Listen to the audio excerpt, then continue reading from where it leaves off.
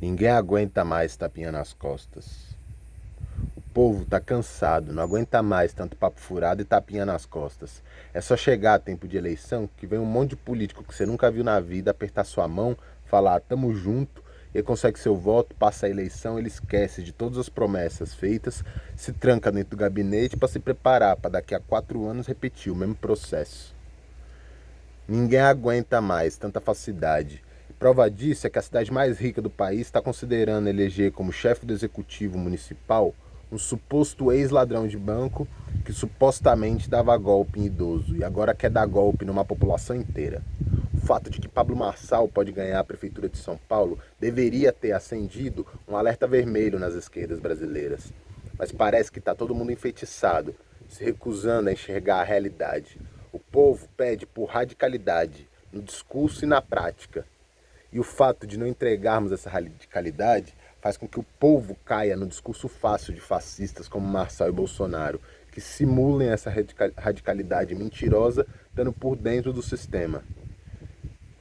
E a gente, como campo político, prefere se refugiar numa crítica rasa ao pobre de direita, assumindo um discurso antipopular que só vai aprofundar a crise em que vivemos.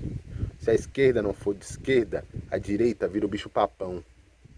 E aí, para tratar uma doença, nós apostamos em aumentar a dose do veneno que gerou a doença. O que o Boulos vem fazendo em São Paulo é vergonhoso. Moderar o discurso até o momento que esquece as lutas que os formaram. E hoje, ele se orgulha de ter tido um bom diálogo sobre política de moradia durante a gestão de João Dória. O que adiantou esse diálogo? Que benefícios trouxe para o povo trabalhador essa conversa mole?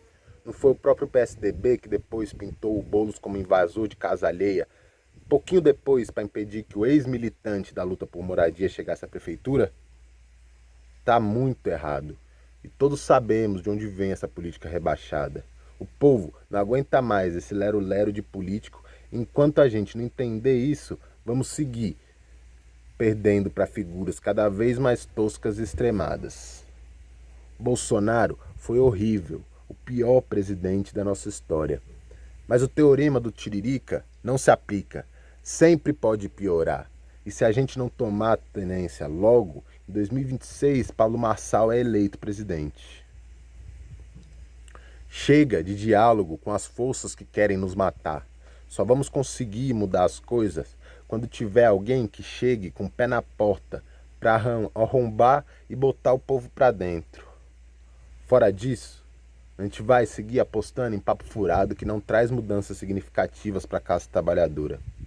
Esse pé na porta é figurativo, é claro, mas exige que a gente tenha força política sustentada no povo trabalhador. Porque está muito claro que bater com educação na porta dos poderosos, esperar que eles abram, não vai dar certo nunca. Do lado de dentro está rolando um banquete tão generoso e diverso enquanto a gente fica aqui fora, no pão e água. Eles não podem deixar que a gente dê nenhuma espiadinha pro lado de dentro. Nunca vai adiantar pedir.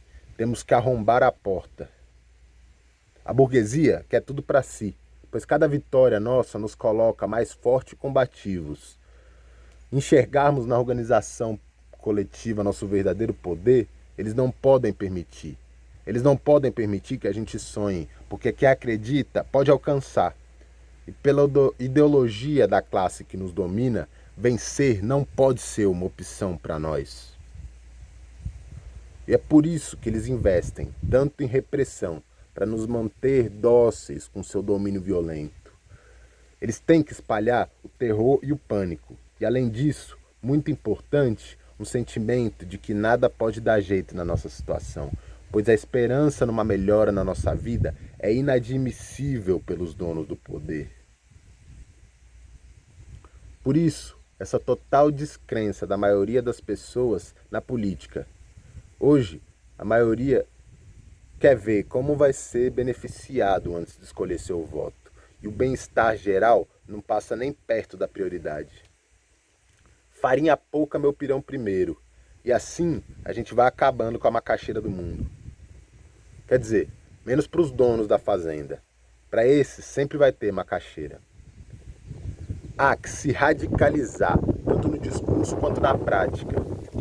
Aproveitar o momento que vivemos de aprofundamento das contradições do capitalismo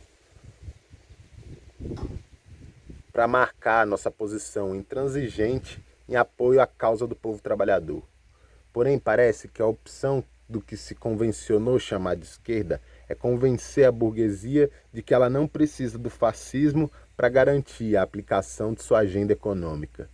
O neoliberalismo pintado de vermelho do PT é o suficiente. Só que eles querem um que seja deles, 100%, e não alguém que se reivindica estar do lado do trabalhador. Lula serve para a burguesia agora, porque está aplicando o mesmo programa econômico de Bolsonaro e Paulo Guedes, com um discurso social liberal. Mas se essa é a nossa opção, para que mesmo que tínhamos que tirar o Bolsonaro? Está ficando cada vez mais difícil justificar tamanho rebaixamento ideológico em nome de um pacto, sei lá pelo quê. E o fato de estar toda a esquerda completamente cega para esse buraco para onde estamos indo é desesperador. Temos que ouvir o que o povo está nos dizendo. Esse mesmo povo que deu ao Lula no final do seu segundo mandato uma aprovação de quase 90%, 8 anos depois elegeu Bolsonaro, com uma vitória esmagadora sobre o poste neoliberal Fernando Haddad. O que aconteceu? Se você perguntar para um petista, ele vai te responder que mais da metade do país virou fascista. Assim fica fácil convencer as pessoas pelo terror eleitoral. O problema aqui é que antes o fascismo era representado por Geraldo Alckmin, hoje vice-presidente. Então é isso. Pode esperar que daqui a um tempo vai aparecer um fascista ainda pior e aí vamos ser obrigados a votar na chapa Lula presidente e Bolsonaro vice. Isso porque a gente parece que esquece de uma coisa muito óbvia. Lula não vai viver para sempre. Esse movimento de jogar todas as nossas fichas em uma liderança com motivações muito questionáveis deixa a gente num estado de coisas que é não ter nenhuma liderança forte o bastante para suceder o Lula. Porque o Lula conseguiu matar no nascedouro qualquer líder político forte que poderia encarar seu poderio, e fazendo um jogo muito sujo, que não deve em nada à violência do gabinete do ódio bolsonarista.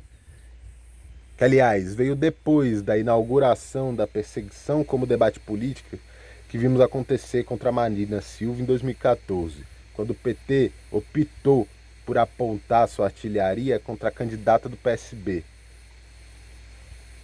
pois não poderia permitir que alguém questionasse o modus operandi do PT pela esquerda.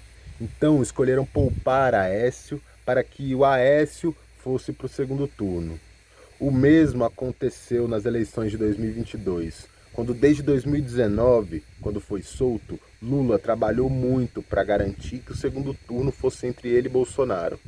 Primeiramente, garantindo que não conseguíssemos lutar pelo impeachment do presidente no meio de uma pandemia, fazendo cálculo político em cima da morte de 700 mil brasileiros. E depois, garantindo que não houvesse oposição à esquerda, primeiro anestesiando o PSOL e o PSB, e depois assediando políticos filiados ao PDT para que não apoiassem a candidatura trabalhista ao pleito. Não estou com isso negando nossas responsabilidades e nossa derrota avassaladora.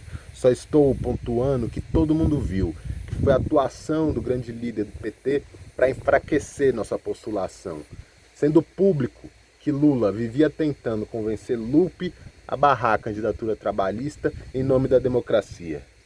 Que democracia é essa que não admite contraditório, que quer cercear o debate para que o povo só tenha opção entre um fascista e esse campo de total submissão à ideologia neoliberal que virou o petismo, e que não pode levar a gente a lugar nenhum a não ser a eleição de um fascista pior ainda, se não daqui a 2 anos, no máximo daqui a 6.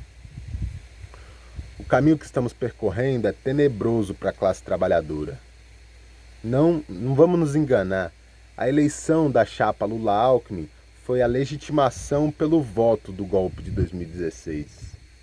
Enquanto não acordarmos para a realidade assustadora que nos cerca, vamos seguir amargando derrotas como o novo teto de gastos de Lula e de Haddad, a privatização de presídio e a desistência de lutar pela revogação de qualquer uma das reformas ultraliberais dos tempos de Temer e Bolsonaro, como a reforma da Previdência, a autonomia do Banco Central e a instituição do orçamento secreto.